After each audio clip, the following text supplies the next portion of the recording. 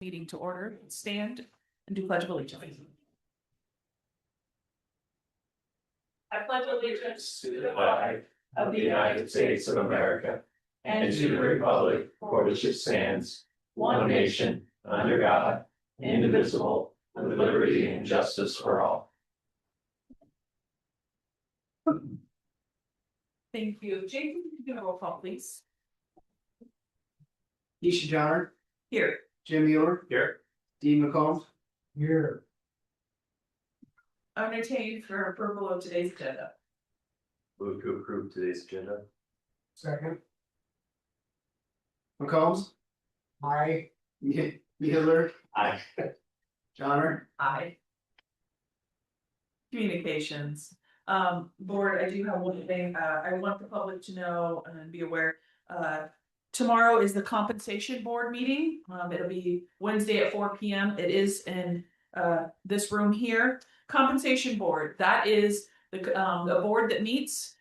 It's per Iowa code, and we as a board of supervisors have made it so that there is a compensation board, and they will give us a recommendation for the electeds' salaries. So 4 p.m. tomorrow.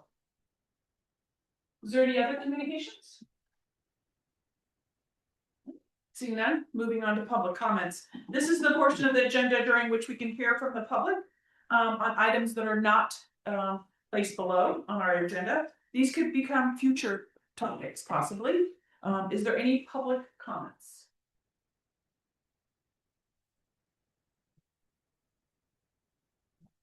Good morning, good to see you again. I'm Doug Stout, Congresswoman Miller Meek's office. I work at the Indianola office. Just let's remind you that we're here if you need assistance with federal agencies. Also to announce that the Congresswoman has now assigned a full-time caseworker to our Indianola office.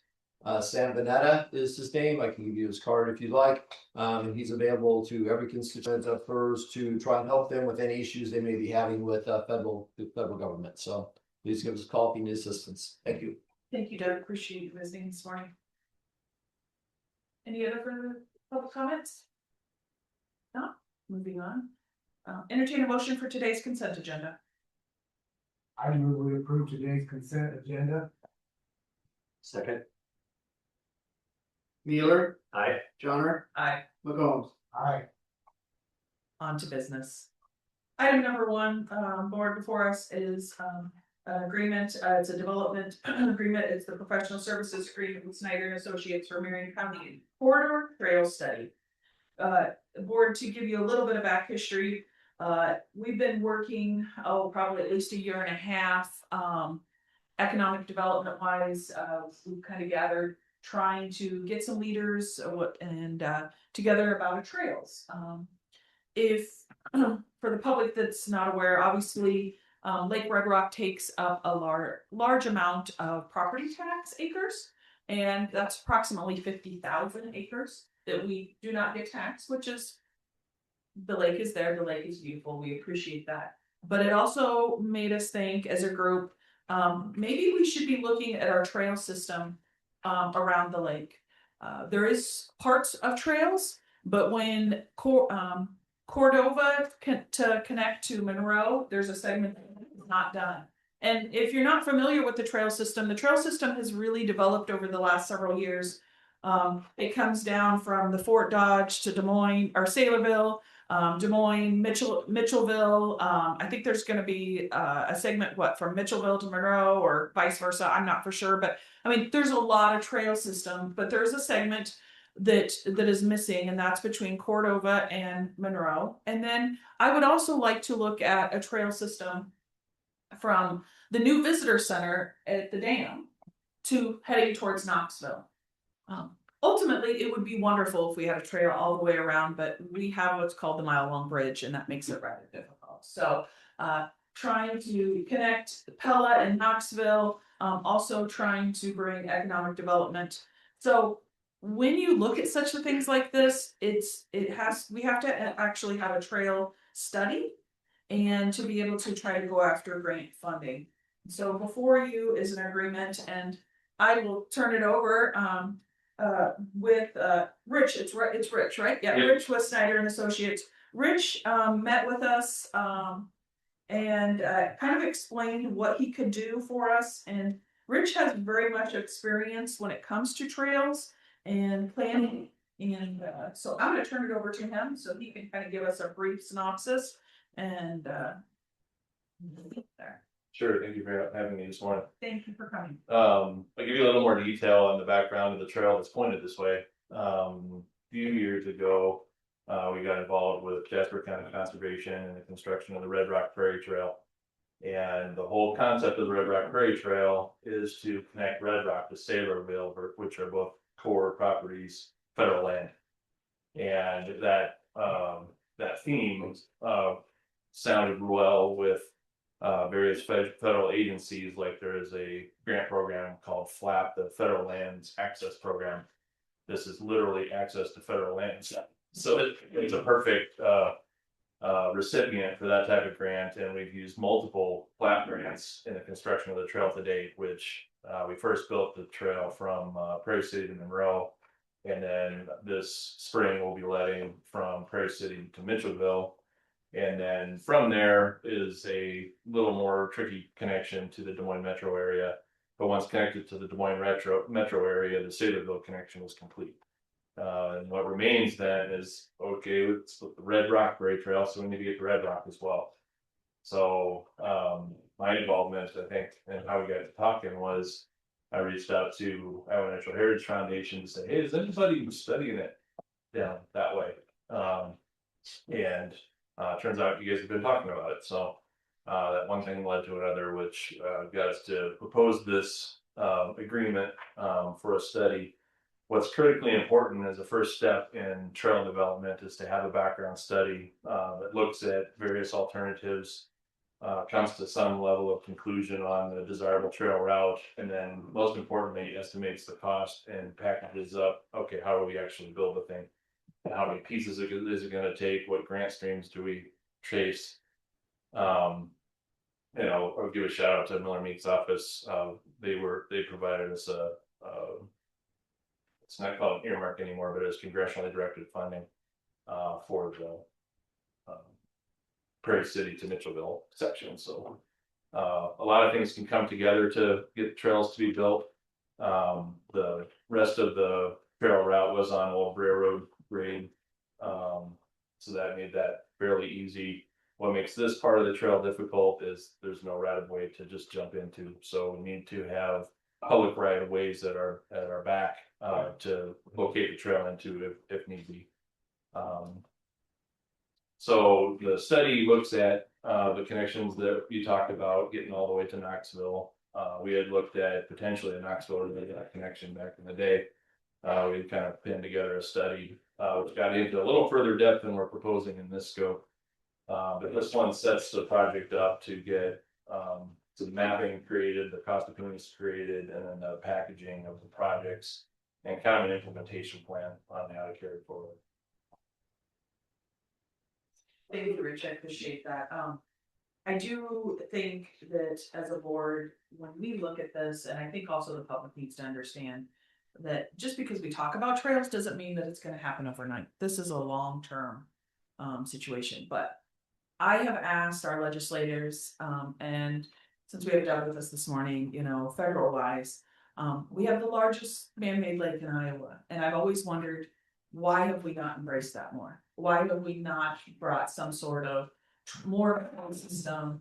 And when we think about economic development and we want to attract people, we learned something during COVID, and that was we need things that people can do outdoors and that everybody can do. So, board, there is a cost to this, and I would like to ask, and I know that Dan has visited with some of the cities and regarding trying to help maybe contribute to some of this, because when we're connecting with Monroe and we're connecting, we'd be Monroe, Jasper County, and then also looking at Knoxville. So Dan, did you, when visiting with them, was there any sort of agreement or discussion in regards to helping with some of this? Yes, there was. Actually, the city of Knoxville is going to step forward with $2,000 to put towards this. And then a combination of Monroe and JEDCO, Jasper County Economic Development Commission, They're actually voting on that this Friday, but they're between minimum of $5,000, possibly up to $10,000 they'll put towards the study. Okay, all right.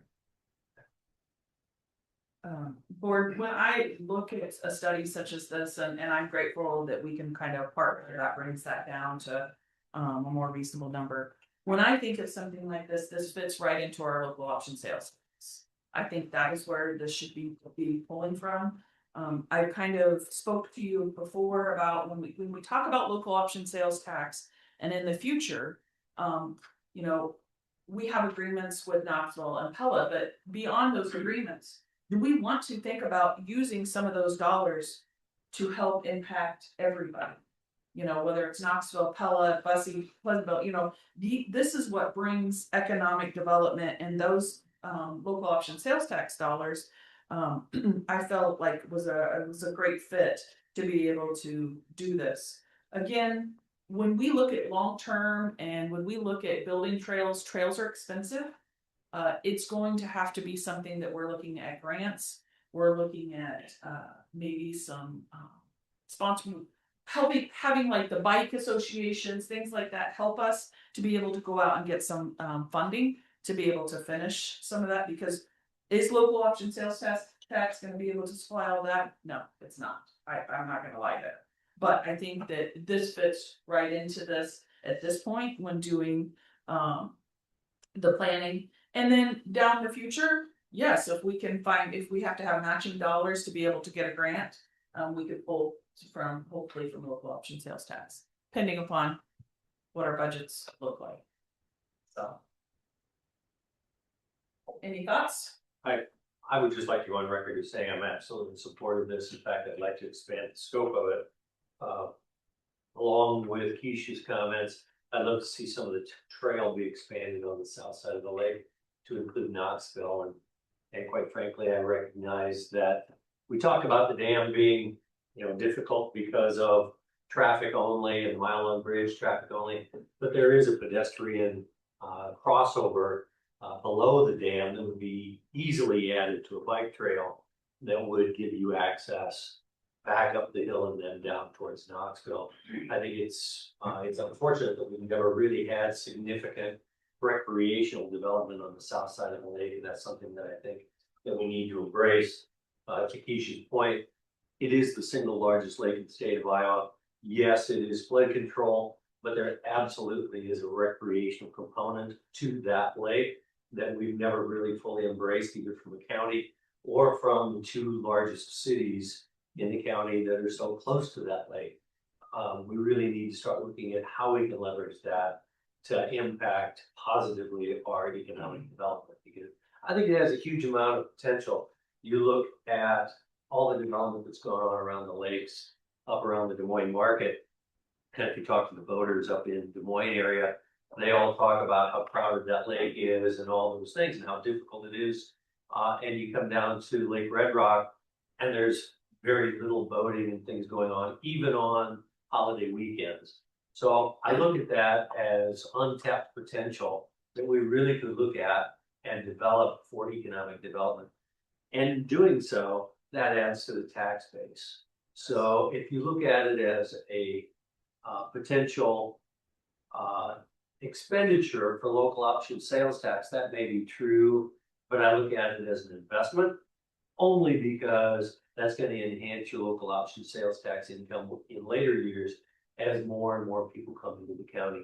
And it's not just based upon the residents of the county, it's based upon the visitors in the county that want to take advantage of those resources as well. So again, yes, I'm in 100% in support of this document. And also with my recommendation is let's expand it to include the south side of Lake Red Rock, because if you don't have a plan, nothing is going to get done. So let's go on the record and expand that to include that today so that we can start saving for our future and working with that. No, it isn't. It is actually included in the scope. The whole, Yep, the yep. entire lake? It is, yep. And to your first point, the southern connection, that's the next agenda item. Oh, okay, I'll speak to a part of that. okay, great. I also want to make sure that everybody understands that the Corps of Engineers has been very good to work with here locally. And they have been, doing what they can. Their hands are also tied. I have asked with the new visitor center that they could stub a trail to that. Because there is some kind of, when Jim talks about under the dam, there is a way to get across, but then you gotta kind of go up a hill and then you gotta cross the road to be able to, when we do, possibly, if nothing comes further down the road. But if you were to come up the hill, then we gotta cross the road to go to like the visitor center and things like that. I know that Tyler has worked on maybe trying to find some funding and some grants to be able to go further down the road and go under. Like it would be similar across the dam where they have a way that you can take the trail and go under the road. Long term, you know, that's definitely a possibility, but we have been working well together, but again, it comes down to money.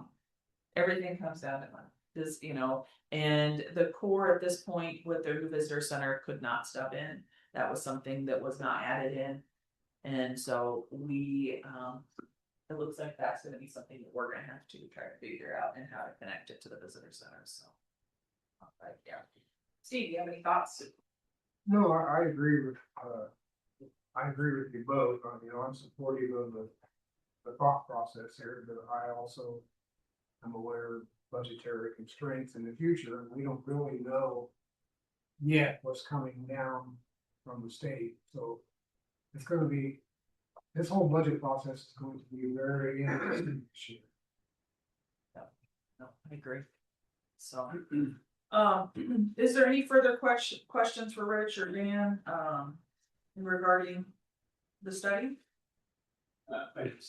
Rich Paris, I'm with the president of the Red Rock Lake Association. I just wanted to comment that I appreciate all the input you just put in for this. Obviously, the association is in favor of any kind of development around the lake. And it's been a long time coming. The one thing I will throw out there is the fact that you talked about visitation, Saylorville versus Red Rock. I think when you go down this road at some point in the future, you're going to have to be advocates for clean water, because obviously that's one of our problems as far as with Lake Red Rock. It has kind of maybe an undesirable reputation. So I just want to put this on to you now that at some point down the road, you're going to have to be advocates for clean water, because that will help your development process considerably. So thank you very much. Thank you, appreciate that. Any further questions? Not comments? Entertain a motion for the agreement with Snyder and Associates for the corridor trail study. Move to approve the agreement with Snyder Associates. Second. Johnner, Aye. McCombs, I, Mueller. On to item number 2, which is resolution 2026-18. This is the better utilizing investment to leverage development. It's called Build Grant. Tyler. yeah, so this is a similar 28E agreement that you saw in January of 2025. However, that was under the RAISE grant program. With the new administration at the federal level, it is now Build.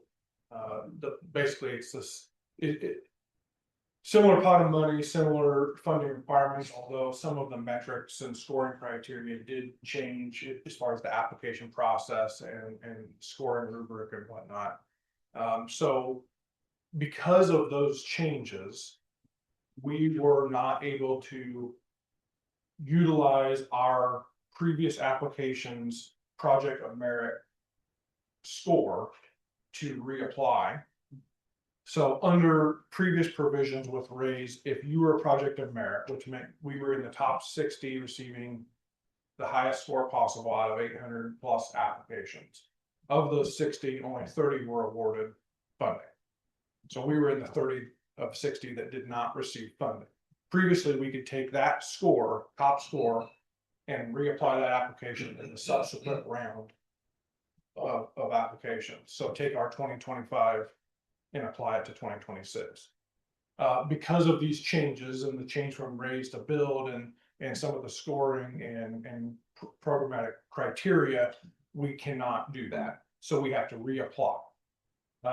This is a joint application with Marion County and 4 other counties.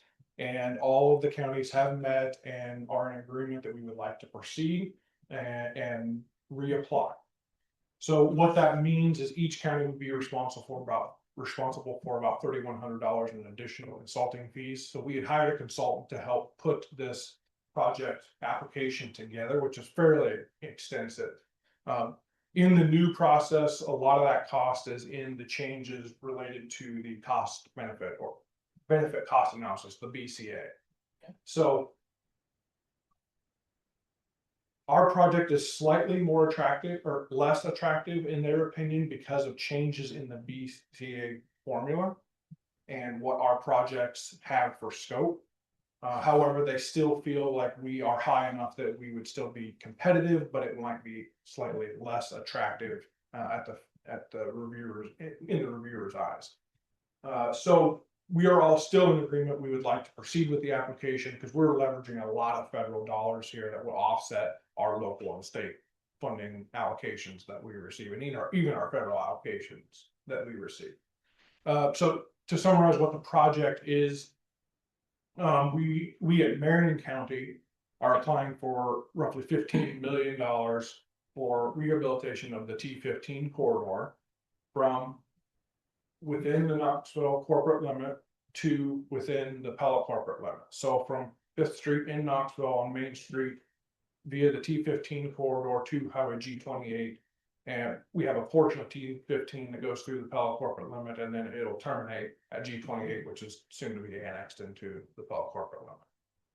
Also, as part of that project would be a connection, as you described, Jim, from below Lake Red Rock Dam where the trail crosses the Des Moines River, making a trail connection via the Corps of Engineer property, crossing under T15 via a pedestrian tunnel, connecting to the new visitor center that's currently under construction. Then proceeding south across the Causeway, Knoxville Pond area that locals call it, similar to some of the Causeway bike trail scenarios you see along Highway G28. Kind of a retaining wall, guardrail combination directly adjacent to Highway T15. Then from there, that opens it up for whatever alignment or scenarios that the location study deems appropriate. City of Knoxville and Pella are both on board with the project. They're at this point providing letters of support and at some point may be participants in local match. So out of the total project scope is roughly 30 million for all 5 counties. Marion County being the lead applicant and the largest of those is roughly $15 million. And out of that 15 million, we're looking at about 2.5 million of local match. With that local match, we are unable, with the 15 million, we're unable to spend federal dollars on federal lands. So when we talk about that portion of the trail corridor, trail connection across Corps of Engineer property, we are seeking state funding through the State Rec Trails program to pay for the portion of the trail on federal lands. That state rec trail money could be counted as our match.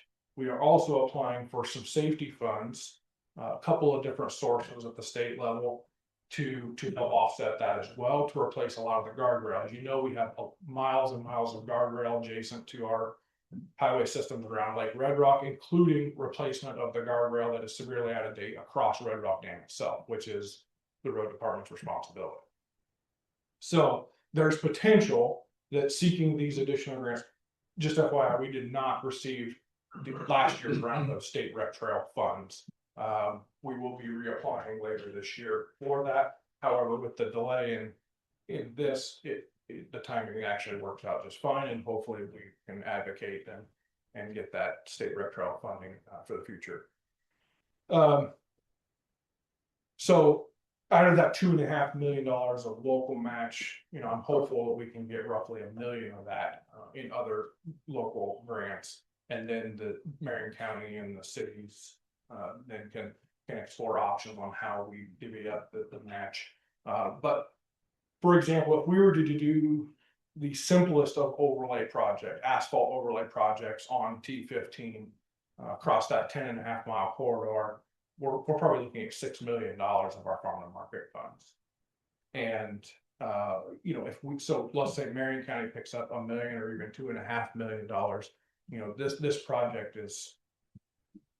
You know, a drastic improvement because we're not taking a minimalistic approach of just doing an overlay, just getting us by. We're making improvements to a more sustainable pavement structure. We're doing safety improvements at intersections, curves, guardrail upgrades, the trail component, vulnerable road user component, which is actually the main topic of this grant.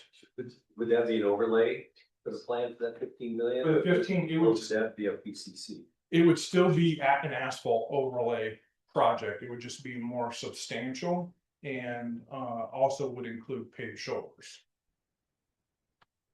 And potentially some turn lanes at various intersections and some curb improvements and whatnot.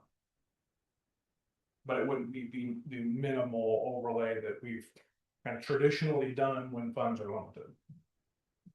So a more sustainable pavement rehabilitation than more of a maintenance overlay. So that was a lot, but basically the same application, meeting the new guidelines of the build grant. And so currently we are in process of seeking letters of support. That's part of this, is to approve the 2080 and authorize Keisha to sign a letter of support. By the end of the month, we hope to have the grant ready to go. It is not due until February 24th. And then we anticipate by the end of June hearing if we are awarded. I think last year, June 28 was the date of award. It was like 2 weeks later in July, I think, before we actually heard that we were a project of merit, but then ultimately did not receive funding. So close, but not close enough. Right. Come to that, so yeah. So I would, you know, if receiving this grant, that level of a sustainable rehabilitation on one of our major corridors and our highest volume county road would drastically impact our secondary road system as a whole, because being able to offset those farm to market and federal allocated funds elsewhere on our road system would be huge. Doing it this way versus the other way, the minimalist approach, what's the lifespan of the road capacity or the road using the minimalist approach versus this more robust approach? What's our benefit of lifespan of that road then? Probably an additional 10 to 15 years, or double, if not 2.5 to 3. So it's more from 8 years to 20 years, or whatever, pick a number. 10 to 25 to 30. Okay. Yeah. And I just was looking at that this morning. Okay. We're already taking a look at roads that were done with stimulus money from 08 and 10, and they are far past due in their life right now. And we've done major patching projects without a rehabilitation. Again, the And reason, we've overlaid some of those. and the reason for my question is just my personal focus is trying to convert things from an expense to an investment. And if this thing is gonna last 20 or 30 years, that's an investment. But if it's only gonna last a few years, that's an expense, because you're just gonna be perpetually paying it back. Yeah. So I'm far more interested in making investments in the future and not just an expense Band-Aid get through the short term. Yeah, and that's been a goal of ours. And we were on a track to do more sustainable improvements up until the last few years with inflation has made that extremely difficult, and revenue streams not being anywhere near being on par with. And I would the suspect cost. with fuel prices going down and cost of oil going down, the cost of blacktop is probably gonna be diminished. So refining of Or that. those do not trim. Those do not trim in parallel. And does it have an effect? Probably. But the asphalt industry has always told me those do not trim the same because the refining process is different. That's it. I don't have a lot of information about that, but that's the explanation we always get. And asphalt fluctuates year to year quite a bit, really regardless of where fuel prices are. But obviously fuel prices have an impact on construction in general. Trucking is a major component of hauling materials to and from job sites and whatnot. I would thank you. Does anybody have any questions, concerns? I'm supportive of this. I don't have an issue. I think this looks smart and definitely fits right into what we're trying to do when it comes to economic development wise, and we want to have nice roads too, right? So. The best of the future. No, I'm quite familiar with it, and I know where time is coming from. Okay, entertain a motion for resolution 2026-18. I move we approve resolution 2026-18. McComb. Aye. Wheeler. Aye. Johnner. Aye. Okay, so here's the deal. Steve? What? Steve has been told that he has to speak into the mic, so he's being a little ornery like Steve can be, so. Well, they told me before, remember your mic on. So, on to the board of supervisor updates. Mr. Bueller, do you have any? Yes, actually, I have aging resources meeting. This will be my first meeting for that since my new assignment in January. I have that this Thursday, and then next week on Tuesday evening, I have conservation commission meetings. So, thank you, and thank you again for taking over that meeting for aging resources. Mr. McCombs. Yeah, I have a landfill meeting tomorrow and then also a CERCA meeting Thursday. Thank you. Myself, I'm going to attend the compensation board meeting tomorrow as the chair. No, just attending, just sitting in, and listening. And then we continue to have, after this, we will be working with the committee and trying to focus on when we will be looking at, what we can do for the trail system. So meeting on that. So, and then I would like to just give a little bit, in the last few meetings I've been hitting salary study update, and I want to make sure that the board kind of knows where we're at, and also the staff. We have met with most departments, especially that have asked questions. We're just trying to finalize any questions and concerns with Beth. So we are getting closer. And so I know that the process is taking some time. When we started talking about this was last summer. And I know that people are anxious. They want to know more information. They want to see everything. And I want them to understand, and I want to make sure the board understands that how in which the process was laid out to us. Beth has advised that, everything when we do this goes through the department. The department heads are seeing this before the employees, and that's imperative. So we are still in that process, and we have to be able to communicate with the department heads. They have to be able to understand the process because they're the ones that have to turn around and are the most likely the ones talking to the employees. So employees, please know that we're not trying to hold anything. We're just trying to make sure we're doing it correctly. We really have one shot at doing this, and we want to make sure we're doing it correctly. Second of all, yes, the process does take quite some time. It's not something that you turn around and have a salary study done in 6 weeks. This is a 6 to 8 month process. It's lengthy. I want to make sure and have everybody also understand. I understand that there's maybe some anxiousness about what is the board going to do if we do the salary study? Are they going to mess with my benefits? Are they messing with my sick leave? Are they messing with my vacation? No, I'm not. That is not the intention. When I said last year and I sat with the department heads, I told them it's now time that we have to focus on our employees and our morale. And so when we as a board said we were going to do a salary study, it was the focus on the employees. We're not here to do something and then yank it somewhere else. That's never the intention. So if you have questions, I just want to be transparent to you. Come ask me. I have no problem with that.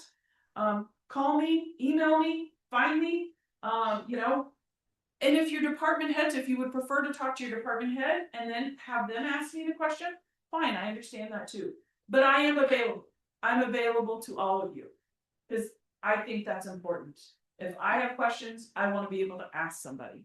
I also know that HR is available too. So just trying to be transparent. I really am. We're not trying to hold things.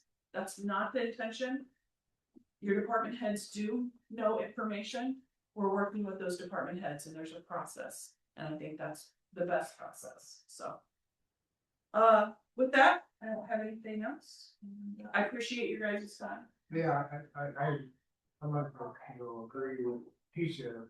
I think the intent of all this is to do the best we can do for our employees. And I think we're trying to do that. But keep in mind, we also have economic limits ourselves. We have to be very careful on how we balance all of this. So, okay, appreciate that. Entertain a motion to adjourn. Move to adjourn. Second, McCombs, aye. Mueller, Aye. Johnner. Thank you, everyone.